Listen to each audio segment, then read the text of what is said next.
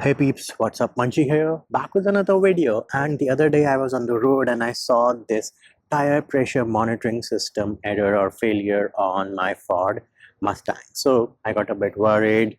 I went to Pep Boys and asked them to check it out, and they were like, we're gonna charge you $20 for diagnostics, which was fine. But then I asked them how much to change a TPMS sensor if it has gone bad, and the price to change one, and I repeat, the price to change one TPMS sensor was $175, which I found outrageous, and I did not want to pay that much. So I went on Amazon and I found this Tymate TM8 monitoring system, and this one works like a boss. So without any further delay, let us get down to the unboxing, the installation, and the initial impressions.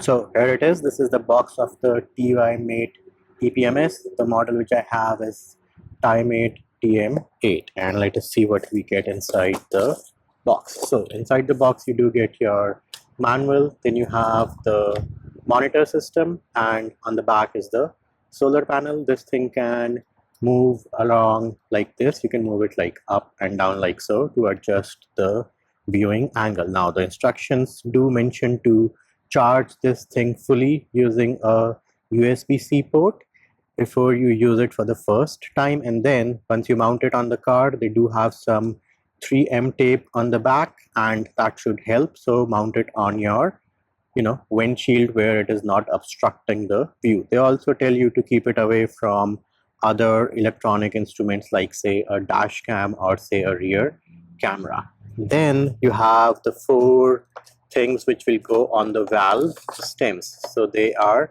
labeled as well. So you have right front, right rear, left front, and left rear.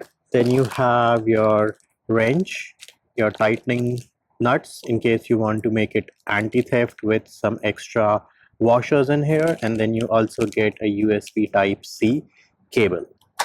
Now, other than using this included wrench to tighten these anti-theft nuts which you install on the valve stem, you can also use this wrench to change the battery on this module. So all you have to do is use the same wrench, hold from the bottom, spin it anti-clockwise, and that is going to pop open this thing. And then in here is the battery in case this module over here runs out of battery. And of course the extra washers which you get are also installed in here to make this guy waterproof or say water resistant. I'm not sure if it is waterproof or not, but it is definitely water resistant with that rubber seal or the rubber washer which is already installed, and these here are the extra ones which you get in the box.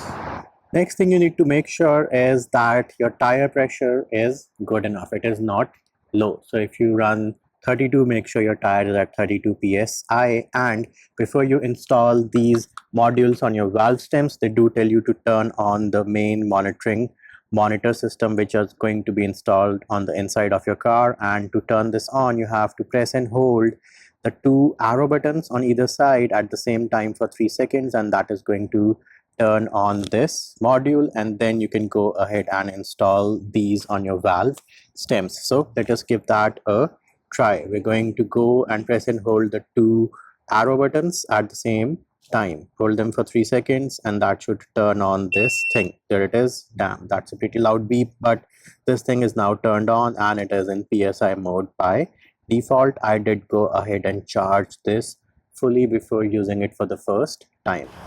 Next thing I'm going to do is I'm going to install this on the left front. So here it is. This is the valve stem, and to make the video quicker, I'm not installing the locking nut, but if you want to install it, feel free to do so. And of course the module is turned on before I install these. So let's go ahead and try to twist this guy onto the valve stem. Some air did leak out, but now I'm going to go and make it tight. So there it is now tight enough and it is installed. Just hand tighten the thing, and here it is. Took a few seconds, but I do have the reading from the left front on this module, and now we'll go ahead and install the other one as well. So here it is. This is where I have decided to mount the main unit, and do note you get your 3M double-sided tape on the back and put it on the windshield somewhere where it is going to get sun, because this is going to charge via solar. If you do not want to charge it using solar energy, then you always have the option of using your cigarette lighter with a USB type C port. And in addition to showing the tire pressure and the temperature, it also has alarms for, say, a fast leakage. So if you get a flat and you are losing tire pressure quickly, you're going to get an alarm. It also has high and low pressure alarms along with high temperature alarms. So any day well worth the investment.